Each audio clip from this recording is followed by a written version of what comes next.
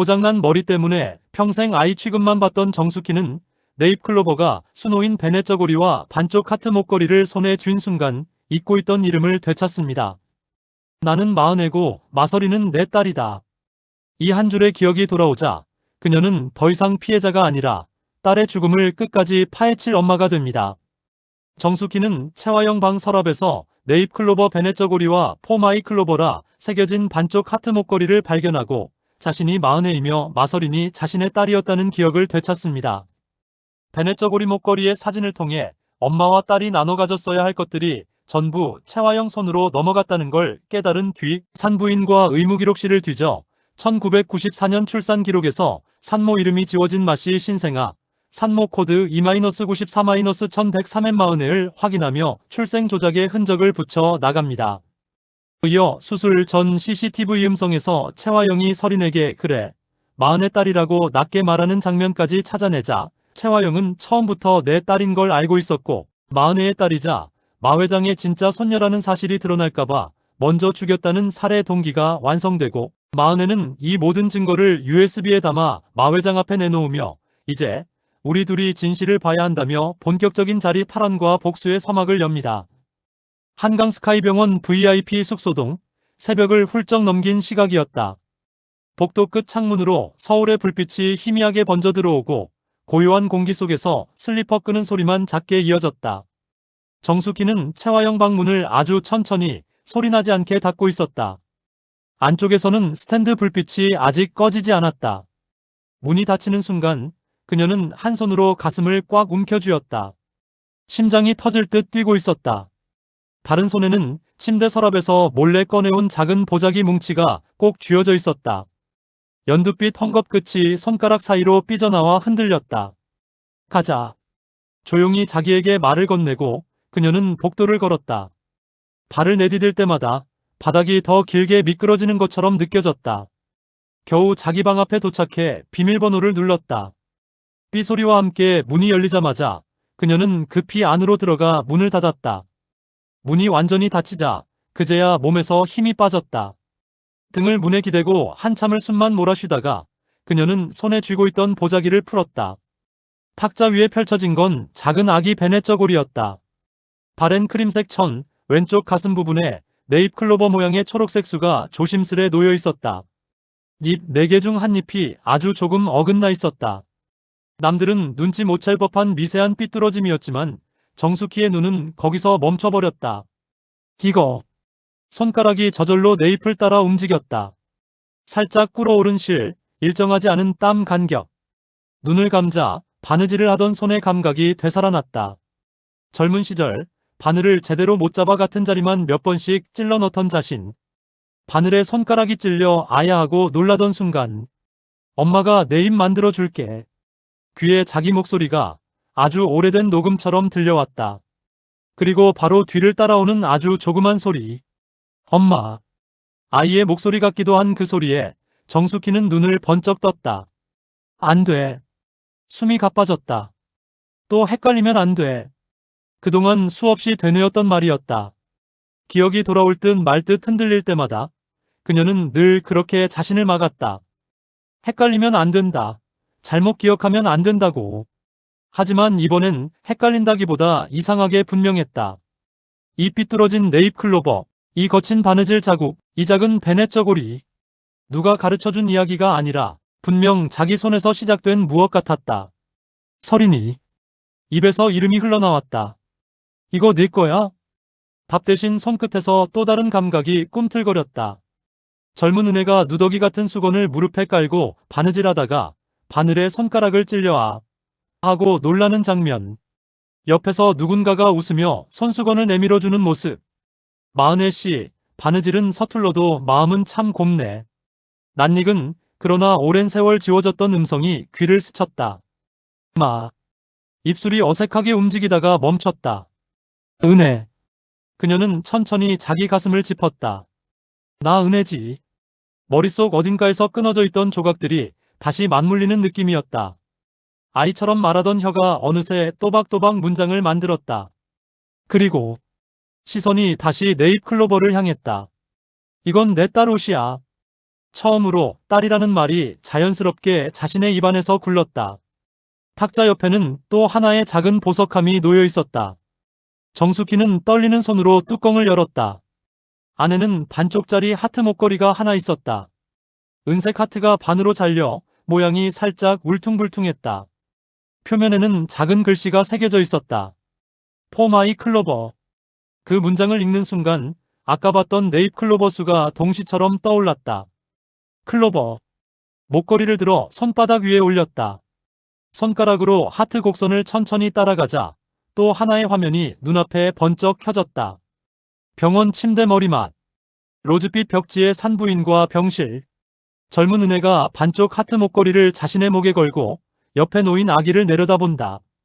갓 태어난 아기 팔목에는 작은 하트 팔찌가 걸려있다. 엄마 거, 아기 거. 은혜가 아기의 손가락을 조심스럽게 쥐며 말한다. 우리 나중에 꼭 다시 맞추자. 그녀의 눈가에 행복과 불안이 동시에 묻어 있었다.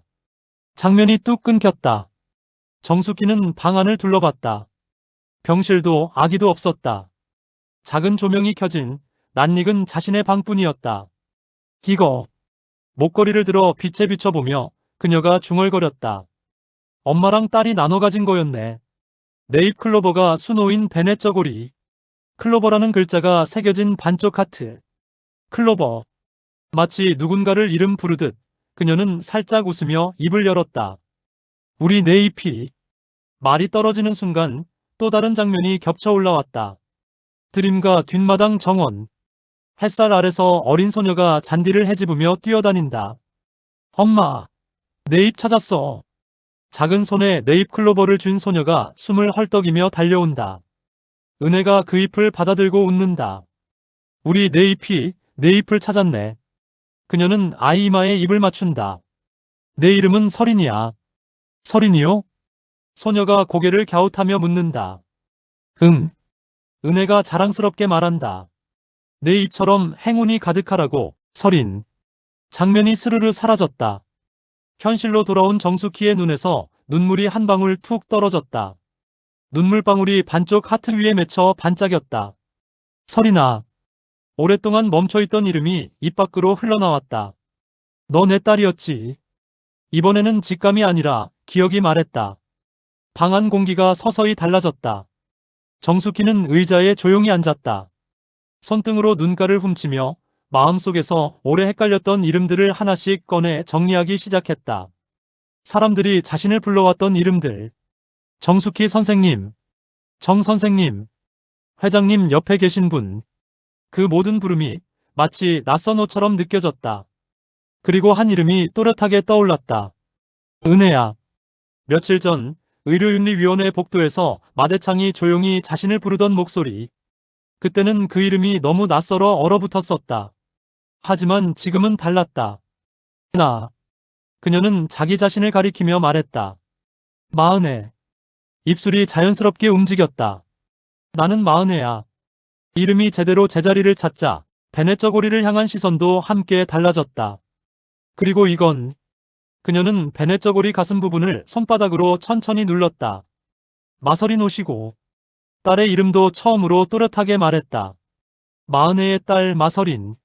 낮게, 그러나 분명하게 입 밖으로 나온 말이었다. 내 딸이야. 그 말과 동시에 가슴 어딘가 깊은 곳에서 오래 눌려있던 무언가가 한번 크게 울렁였다. 슬픔과 후회, 동시에 설명할 수 없는 분노가 같이 올라왔다. 근데 드디어 다음 질문이 입 밖으로 나왔다. 왜 먼저 보냈을까? 딸의 이름을 되찾은 바로 그 순간 그녀는 자신의 다음 목표도 자연스럽게 알게 되었다. 왜 내 딸을 먼저 보냈는지 그 이유를 끝까지 찾아야 한다는 것. 다음 날 오전 그녀는 한강스카이병원 지하 1층 의무기록 보관실 앞에 서 있었다. 문 앞에서 맞아준 기록실 직원은 안경을 쓴 중년 남자 최 과장이었다. 정 선생님, 여기까지는 제가 들어가야 해서요. 최 과장이 난처한 표정으로 말했다. 규정상 보호자나 외부인은. 알아요, 최 과장님. 정숙희가 부드럽게 웃었다.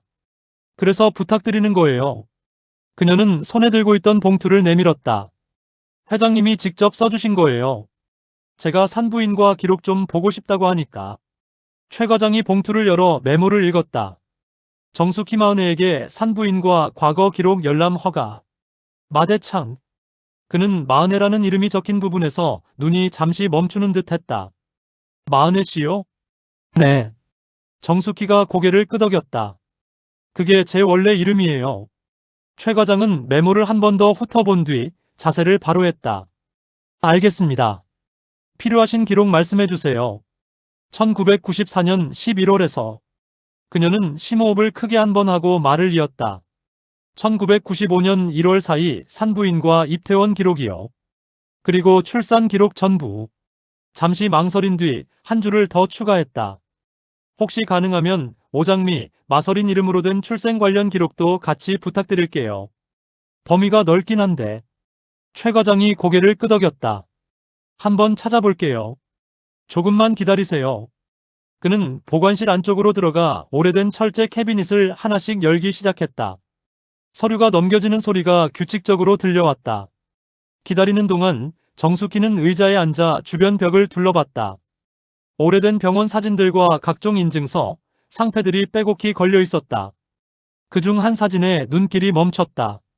1995년 신년 한강성 모병원 산부인과 개편 기념. 젊은 의사들과 간호사들, 그리고 환하게 웃는 마대창. 그 옆에 아직 지금보다 부드러운 인상의 젊은 채화영이 서 있었다. 하얀 가운 대신 단정한 원피스를 입고 마치 이 병원 사람인 것처럼 자연스럽게 서 있는 모습이었다. 저 때부터였구나. 정숙희가 혼잣말처럼 중얼거렸다. 저 사람도 이 병원에 들어왔던 게. 그때 문이 열렸다. 마은혜 씨. 최 과장이 서류철 몇 개를 들고 나왔다. 말씀하신 기간 기록인데요. 조금 이상한 부분이 있습니다. 그는 기록 열람실 작은 책상 위에 서류철을 펼쳤다.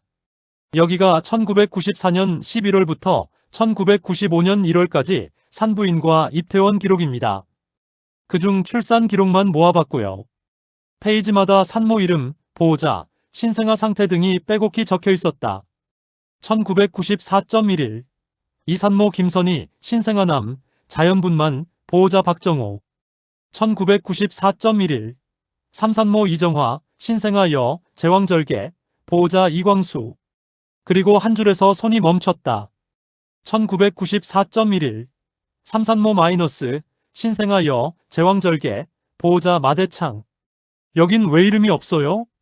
정숙희가 묻자 최 과장이 난감한 표정으로 답했다. 저도 이 부분 때문에 가져온 거예요. 보통은 산모 이름 칸을 비워두지 않습니다. 익명 처리할 경우에도 코드명이나 별칭은 쓰거든요. 그는 다른 페이지를 펼쳤다. 퇴원 기록 1994.11 오신생아 여, 보호자 단독 퇴원, 산모 행방불명 처리. 행방불명. 정숙희가 그 단어를 따라 읽었다.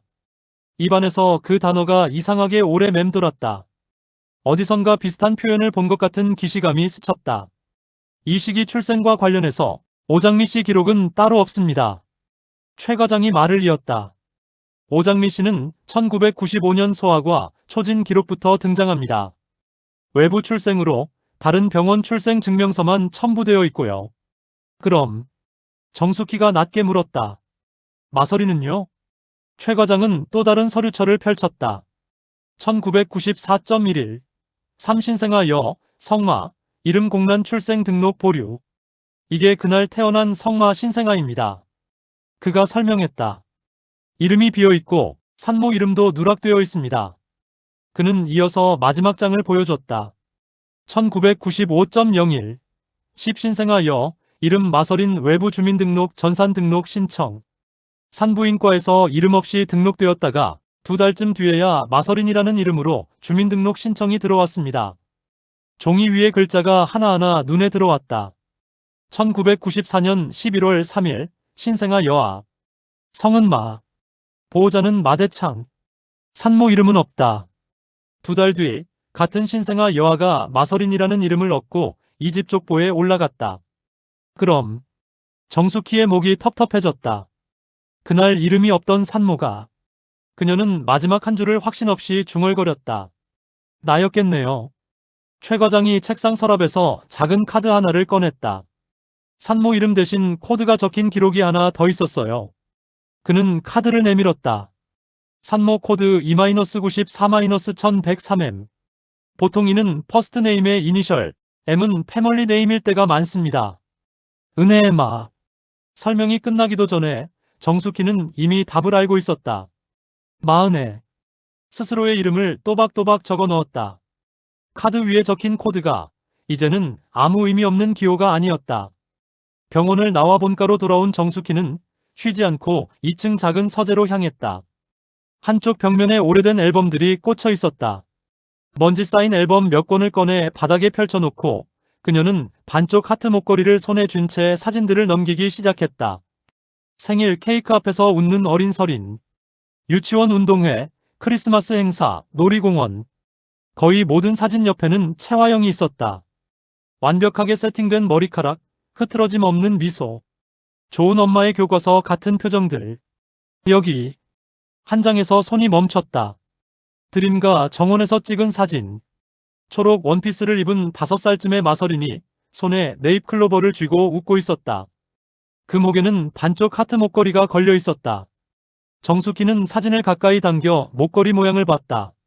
손에 들고 있는 목걸이를 사진 위에 조심스레 갖다 대보았다. 곡선과 튀어나온 부분이 정확히 겹쳤다. 맞네. 숨이 가라앉는 느낌이었다. 얘가 갖고 있었네. 병원 침대 옆 아기 팔목에 걸려있던 하트 팔찌. 우리 나중에 꼭 다시 맞추자라고 약속하던 젊은 은혜의 목걸이. 그리고 지금 사진 속 서린의 목에서 빛나는 반쪽 하트. 그 사이 어디선가 그 목걸이는 주인을 바꿔 타고 넘어갔다. 이번에는 플래시백 속 뒷모습이 조금 더 선명해졌다. 산부인과 복도. 아기 침대 옆에서 팔찌를 살짝 풀어 자기 주머니에 넣는 여자의 손. 서류 파일을 끌어안고 서둘러 걸음을 옮기는 단정한 옆모습. 늘 머리카락을 깔끔히 틀어 올린 하나도 흐트러지지 않게 사는 그 여자. 채화영. 이름이 입 밖으로 떨어졌다. 베네저고리와 목걸이는 단순한 추억의 물건이 아니었다. 엄마와 딸이 나눠 가져야 했던 것들이 어느 순간부터 다른 사람 손에 넘어가 있었다는 증거였다. 정숙희는 사진 속 어린 서린 얼굴을 오래 바라보았다. 눈매, 콧날, 입 주변의 선. 거울 속 자신의 얼굴과 겹치는 부분이 한두 군데가 아니었다. 나 닮았네. 그녀는 조용히 웃었다. 우리 서린이 나 닮았네. 그 웃음 뒤에 곧바로 눈물이 차올랐다. 이제 누구의 딸인지에 대한 의심은 남지 않았다. 문제는 다른 데 있었다. 그런데 그녀는 메모지를 꺼내 방금까지 모은 조각들을 적어 내려가기 시작했다. 1994년 11월 3일 산부인과 신생아 여아 출산. 보호자 마대창. 산모 이름 없음. 산모 행방불명 처리. 산모 코드 2-94-1103M 마은혜. 신생아, 성마, 이름 공란. 2달 뒤 같은 아기가 마서린이라는 이름으로 등록. 네잎 클로버 베네저고리, 포마이 클로버 목걸이. 어린 서린이 목에 걸려있던 반쪽 하트. 그리고 수첩 맨 아래 줄에 천천히 한 문장을 적었다. 내 딸을 알고 있던 사람 채화영. 펜 끝이 떨렸다. 그러니까 정숙희는 자신에게 설명하듯 중얼거렸다. 내가 버린 게 아니라 누가 빼앗아 간 거야. 이 집에 들어와 정숙희라는 이름으로 살던 지난 시간들이 한꺼번에 떠올랐다. 마치 자신이 딸을 버리고 떠난 것처럼 죄책감에 눌려있던 날들. 하지만 기록은 말해주고 있었다. 행방불명은 본인의 의지가 아니라 기록을 남기는 쪽의 선택일 수 있다는 것을. 그리고 그 아기를 그녀는 또박또박 말을 이었다. 마서린이라는 이름으로 키웠구나. 진실이 조금씩 가닥을 잡아가자 그 다음 질문이 자연스럽게 떠올랐다. 그럼 숨이 거칠어졌다. 왜 먼저 죽였지? 마은혜는 돌아오지 않은 상태였다. 머리는 망가져 있고 말도 버벅이고 자기가 누군지도 제대로 기억하지 못하는 채로 이 집을 떠돌았다. 그런데도 누군가는 그 아이를 먼저 보냈다. 그냥 내가 평생 정숙희로만 살았다면. 그녀는 씁쓸하게 웃었다. 굳이 내 딸을 이렇게까지 먼저 죽일 필요는 없었을 텐데. 그 순간 또 다른 조각이 머릿속에서 자리를 찾았다. 그 여자 다시 돌아올지도 몰라. 머리만 문제지 피는 안 바뀐다고. 회장님이 혹시라도 기억해버리면 어떡할 건데. 어딘가 익숙한 채화영의 목소리가 겹쳐 들렸다. 그리고 마서린의 불안 섞인 질문도 떠올랐다. 엄마, 우리 집이 원래부터 세안그룹이었어요? 회장님이 진짜 우리 할아버지 맞아요? 그때 채화영의 눈빛이 순간 식었던 모습. 그런 소리 함부로 하지 마. 그 말 회장님 앞에서 했다간 우리 다 끝장나는 거야. 그리고 어느 날 서린이 혼잣말하던 장면. 진짜 유전자 검사라도 한번 해볼까? 기억 조각들이 줄지어 붙어가는 것을 느끼며 정숙희는 베넷 저고리를 더 세게 움켜쥐었다. 그랬구나. 아주 조용하게 말했다. 네가 먼저 알아버렸구나, 서린아. 마흔애의 딸이라는 사실을. 마대창의 진짜 손녀라는 사실을. 그리고 그 사실이 이 집 사람들의 운명을 어떻게 바꾸는지까지도 어느 정도 느끼고 있었던 것이다.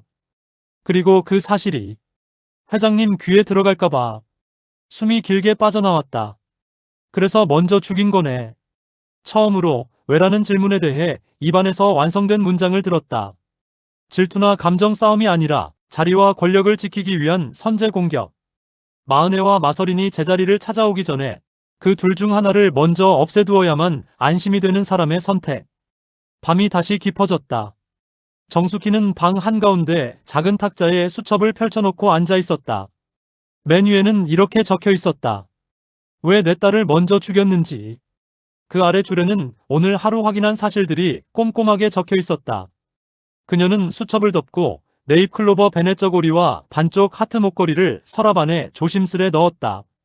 서랍을 닫은 뒤 그 위에 손을 올렸다. 서린아. 조용히 불렀다. 엄마가 이제 알겠다. 목소리가 조금 떨렸다. 너를 왜 먼저 보냈는지. 눈을 감았다가 곧 뜨며 다짐하듯 속삭였다. 이제부터 엄마는 그 이유를 세상에 말할 거야. 잠시 숨을 골랐다. 복수는. 그녀는 단어 하나를 꺼냈다가 스스로 고개를 저었다. 그 다음 일이고.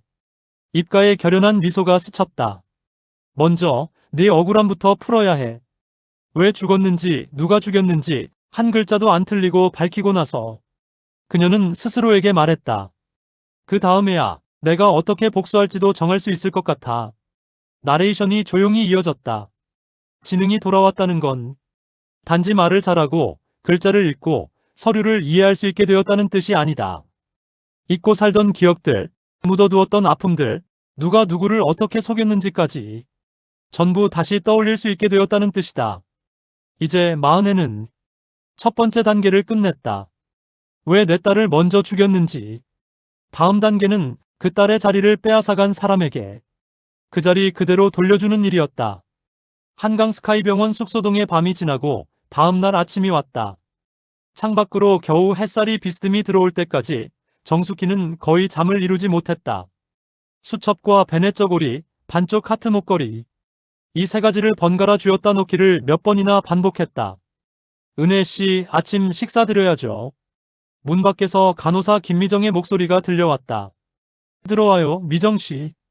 예전 같았으면 응, 밥이다라고 아이처럼 반겼겠지만 오늘 그녀의 목소리는 또렷했다. 문이 열리고 미정이 식판을 들고 들어왔을 때 정숙희는 이미 거울 앞에 앉아 머리를 묶고 있었다. 선생님? 미정이 눈을 동그랗게 떴다. 오늘 뭔가 좀 다르신데요? 그래 보여요? 정숙희가 거울을 보며 웃었다. 어제보다 머리가 덜 복잡한가 봐요. 어제는 꿈을 너무 많이 꿨거든. 꿈 좋은 꿈이었어요? 미정이 쇠숟가락을 내려놓으며 물었다. 응. 그녀는 잠시 고민하다가 고개를 저었다. 좋다고 해야 할지 나쁘다고 해야 할지 모르겠네. 근데 확실한 건 하나 있어요. 뭔데요? 이제 내가 누군지 알겠다는 거. 정숙희가 돌아서며 미정을 똑바로 바라봤다. 나 마은혜야. 미정의 눈이 커졌다. 회장님 딸. 응. 그녀는 차분하게 대답했다. 어제까진 남이 부르는 이름이었는데 이제는 내 입에서 먼저 나오더라. 미정은 말을 잃고 서 있다가 조심스럽게 물었다. 그럼 어떻게 해야 할까요? 제가 병원 쪽에 보고를. 아니. 정숙희가 손으로 제지했다. 지금은 아직 아무한테도 말하지 말아요. 나도 아직 준비가 덜 됐으니까. 준비요? 응.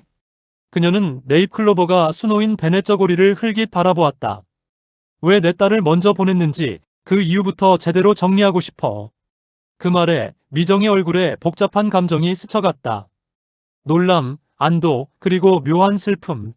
알겠어요. 미정이 고개를 끄덕였다. 제가 아무한테도 말 안 할게요. 은혜 씨가 먼저 말할 때까지. 정숙희는 그의 손을 살짝 잡았다. 고마워요, 미정 씨. 몇 년 동안 자신을 정 선생님으로만 불러왔던 사람이 처음으로 은혜 씨를 자연스럽게 부르고 있었다. 그것만으로도 오늘 하루는 분명 어제와 달랐다. 점심 무렵 정숙희는 드림가의 작은 공부방에서 백호와 마서린을 불렀다. 엄마, 무슨 일이에요? 마서린이 문을 열고 들어오며 물었다. 뒤에서 강백호도 함께 따라 들어왔다. 앉아봐. 정숙희는 작은 탁자 앞을 손으로 가리켰다. 탁자 위에는 네잎클로버 베네저고리와 수첩이 펼쳐져 있었다. 반쪽 하트 목걸이는 아직 그녀의 손바닥 위에 있었다. 이거. 서린이 베네저고리를 보는 순간 눈이 동그래졌다. 이거 나 아기 때 입었다는 그거 아닌가요? 맞아. 정숙희가 천천히 고개를 끄덕였다. 근데 이거 어디서 났어요? 분명 엄마 방에 아니, 사모님 방에 있었던 것 같은데. 사모님이라는 말이 입에 걸리는지 서린의 표정이 살짝 어두워졌다. 맞아. 정숙희가 말끝을 잘랐다. 채화영 방 서랍에서 찾았어. 서린과 백호가 동시에 눈을 크게 떴다. 엄마, 그 위험한 짓을. 백호가 놀라며 말했다. 형은 조용히 있어봐. 정숙희가 미소를 지으며 손을 들었다. 어제는 위험한 짓을 좀 해야겠다고 생각했거든. 왜요? 서린이 조심스럽게 물었다. 정숙희는 손바닥을 펼쳐 반쪽 하트 목걸이를 보여주었다. 이거 본 적 있지? 서린의 눈동자가 크게 흔들렸다. 네. 어릴 때 항상 목에 걸고 있었던. 그녀는 손을 목으로 가져갔다가 허공에서 멈췄다. 아무것도 걸려있지 않은 빈 살감만 만져졌다. 근데 어느 순간 없어졌어요. 그래. 정숙희가 고개를 끄덕였다. 그리고 그 순간부터 내 목에 대신 걸려있던 게 뭔지 알아? 서린은 잠시 머뭇거리다가 사진 속에서 보았던 어린 시절의 기억을 떠올렸다. 작은 십자가 목걸이, 반지 모양 펜던트. 언제부터인가 하트 모양은 사라지고 점점 장식만 다른 걸로 바뀌어 갔었다. 엄마, 이게 뭐예요? 백호가 목걸이를 자세히 보며 물었다. 정숙희는 목걸이를 탁자 위에 올려놓으며 조용히 말했다. 엄마랑 딸이 나눠 가진 약속이야. 손가락으로 목걸이 표면 글씨를 짚었다. 포마이 클로버. 클로버. 서린이 중얼거렸다. 내가 정원에서 네잎 클로버를 찾던. 기억이 조각나듯 올라오고 있었다. 그래. 정숙희가 딸을 바라봤다. 내 이름이 서린인 이유, 기억나? 행운 네잎. 서린이 천천히 말했다. 어릴 때 엄마가 그랬던 것 같아요. 우리 네잎이 늘 행운만 가득하라고. 마지막 단어를 말하는 순간 서린은 무언가를 깨달은 듯 엄마의 얼굴을 가만히 바라봤다. 근데 그게 그녀의 목소리가 흔들렸다. 엄마가 아닌 사모님이었던 것 같기도 하고. 그 말에 정숙희의 눈빛이 차분히 바뀌었다. 이제 헷갈리지 마. 그녀가 조용히 말했다. 내 이름 지어준 사람, 내 옷 수놓은 사람, 이 목걸이랑 약속한 사람. 손을 들어 자신의 가슴을 짚었다. 나다, 서린아. 방 안이 조용해졌다. 백호가 숨을 길게 들이켰다.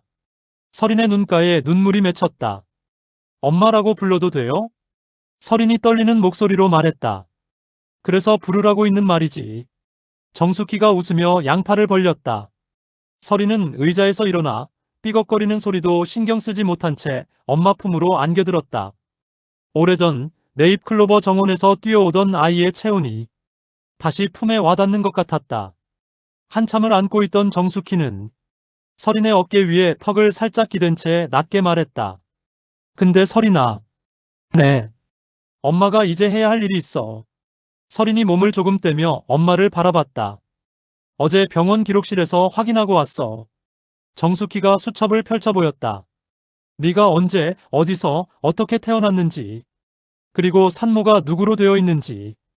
백호가 재빨리 다가와 수첩을 들여다봤다. 1994년 11월 3일. 그가 읽었다. 산모 없음. 신생아 여아. 보호자 마대창. 퇴원 기록 보호자 단독 퇴원. 산모 행방불명. 백호의 목소리가 말끝에 가서 낮아졌다. 산모 코드 2-94-1103M. 정숙희가 대신 덧붙였다. 은혜. 마은혜. 말이 끝나는 순간 서린의 입에서 저절로 한마디가 흘러나왔다. 엄마. 그래. 엄마가 딸의 손을 꼭 잡았다. 네가 내 딸이고 나는 네 엄마야. 잠시 둘 사이에 고요가 흘렀다. 백호가 숨을 깊게 들이쉬었다. 그러면 그가 입을 열었다. 이제 회장님께 말씀드려야 하는 거 아닌가요? 정숙희는 고개를 천천히 저었다. 지금 바로는 안 돼. 왜요? 지금이 제일. 우리가 알고 있는 건 아직 반쪽짜리 진실이야. 그녀가 단호하게 말했다. 내가 네 엄마라는 것. 그것만으로 모든 게 해결되는 건 아니야. 서린이 눈을 닦으며 물었다. 그럼 그 다음은 뭐예요? 정숙희의 손이 수첩의 마지막 페이지를 펼쳤다. 거기에는 이렇게 적혀 있었다. 왜 내 딸을 먼저 죽였는지. 이걸 끝까지 밝혀야 해. 정숙희가 한 글자 한 글자 눌러 말했다.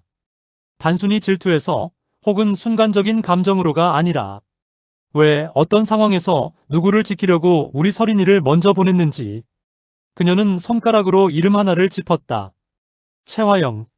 이 사람의 이유를 내가 정확히 말할 수 있을 때까지. 며칠 후 한강스카이병원 병동의 오래된 CCTV 서버실에서 두 사람이 조용히 모니터를 들여다보고 있었다. 이거 괜찮겠어요?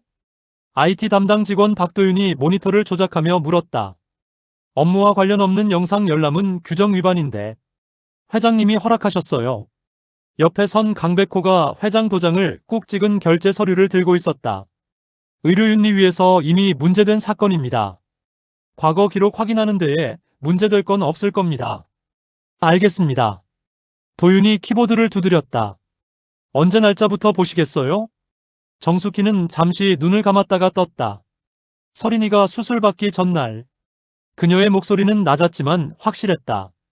그날 밤부터 수술 끝나고 나서까지. 화면에는 날짜와 시간이 뜨고 병원 내 여러 지점의 CCTV가 나란히 재생되기 시작했다. 수술실 앞 복도, 회장실 앞, VIP 병실 복도, 응급실 입구. 그중 하나에서 익숙한 뒷모습이 눈에 들어왔다. 잠깐 여기. 정숙희가 손가락으로 모니터 모서리를 가리켰다. 수술실 앞 복도. 환자복을 입은 마서린이 휠체어에 앉아있고 그 옆에 강준호가 서 있었다. 멀리서 엘리베이터 문이 열리며 채화영이 나타났다. 서류 가방을 들고 있었다. 볼륨 올릴 수 있어요? 정숙희가 물었다. 여긴 음성이 따로 저장 안 돼서. 도윤이 미안한 표정을 지었다. 그래도 이쪽 복도는 마이크가 있었던 걸로 아는데요. 백호가 다른 목록을 가리켰다. 여기 도청 논란 났던 구간.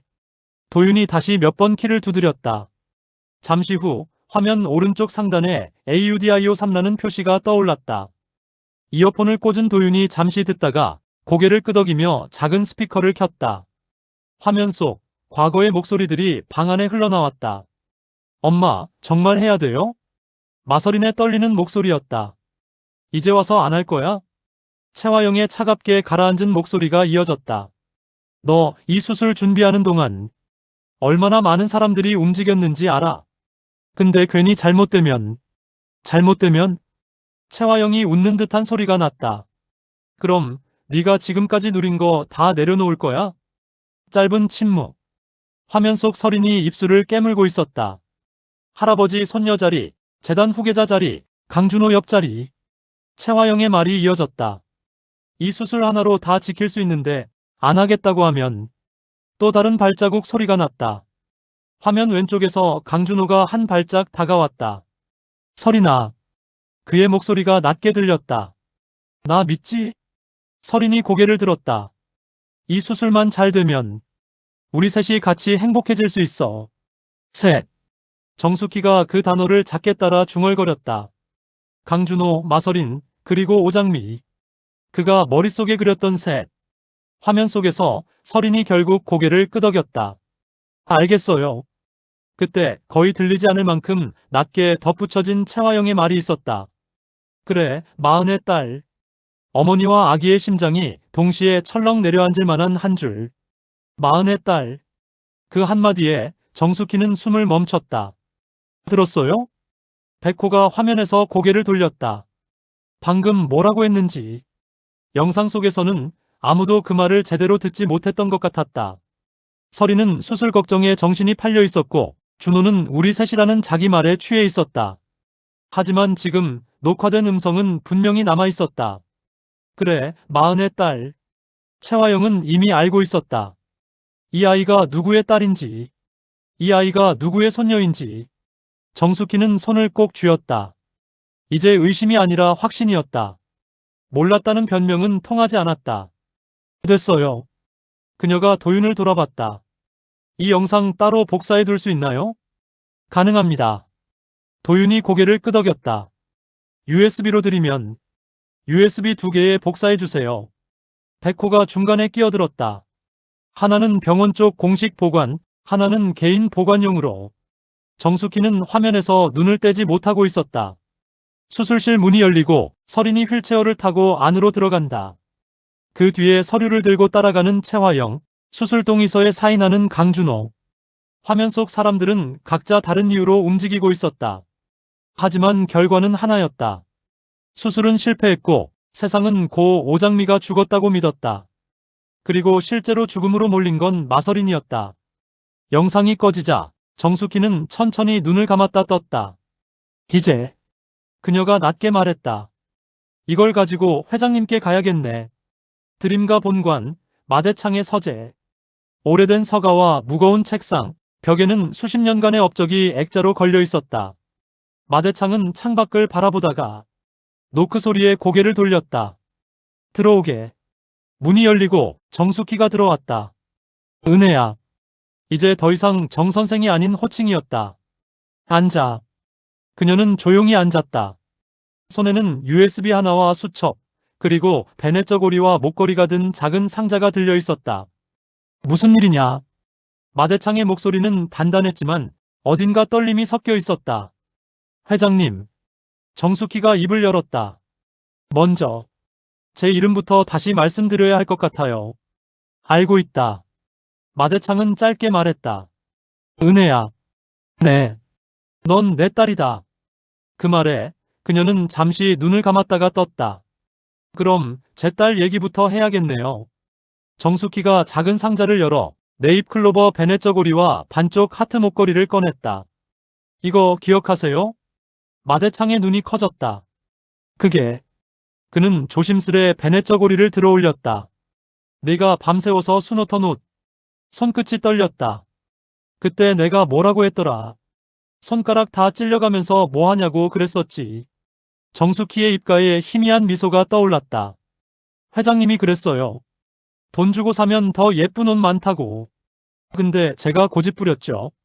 그녀는 목걸이를 손에 쥐었다. 이건요? 마대창이 목걸이를 보며 중얼거렸다. 내가 그 애한테 주려고 만든 거. 그는 고개를 숙였다. 마흔애의 딸. 처음으로 그 이름이 그의 입에서 자연스럽게 이어졌다. 마서린. 정숙희가 마침표를 찍듯 말했다. 제 딸이에요. 방 안 공기가 무겁게 가라앉았다. 잠시 후 마대창이 겨우 입을 열었다. 그래 서린이는. 그의 목소리가 떨렸다. 내 딸이었지. 그동안 입 밖으로 꺼내지 못한 죄책감이 한꺼번에 올라오는 듯했다. 근데 정숙희가 USB를 꺼냈다. 회장님. 그녀는 손을 떨지 않도록 힘을 줬다. 우리 서린이를 누가 먼저 보냈는지, 왜 먼저 보냈는지에 대한 답을 갖고 왔어요. USB를 책상 위에 올려놓았다. 수술실 앞 CCTV랑 음성입니다. 마대창이 굳은 얼굴로 USB를 바라봤다. 나는. 그가 낮게 말했다. 그날 네가 병원에서 사라졌다는 말만 들었어. 알아요. 정숙희가 고개를 끄덕였다. 기록상으로는 제가 행방불명된 걸로 되어 있더라고요. 수첩을 펼쳐 보여줬다. 근데 실은 그때 어떤 서류에 누가 사인했는지가 더 중요했던 것 같아요. 마대창의 손이 서류 위에서 움찔했다. 그 서류에 사인한 사람이 누구였는지 이제는 나도 정확히 보고 싶어졌습니다. 정숙희의 목소리는 더 이상 흔들리지 않았다. 그리고 왜 우리 딸을 먼저 수술대에 올렸는지, 왜 고 오장미라는 이름 뒤에 숨겨버렸는지. 그녀는 마지막으로 책상 위 베넷 저고리를 쓰다듬었다. 이제는 회장님과 같이 봐야 할 것 같아요. 마대창은 오랫동안 아무 말도 하지 않았다. 창밖으로 건조한 바람이 나뭇가지를 흔들었다. 마침내 그는 USB를 손에 쥐었다. 은혜야. 그가 딸을 바라봤다. 네가 준비가 되었다면. 숨을 크게 들이켰다. 나도 준비해야겠구나. 그의 목소리에는 이 집의 가장 오래된 죄를 마주할 각오가 실려 있었다. 정숙희는 고개를 끄덕였다. 네. 짧은 대답 하나였지만 그 안에는 긴 시간의 두려움과 후회, 그리고 이제는 진실을 끝까지 놓지 않겠다는 의지가 담겨 있었다.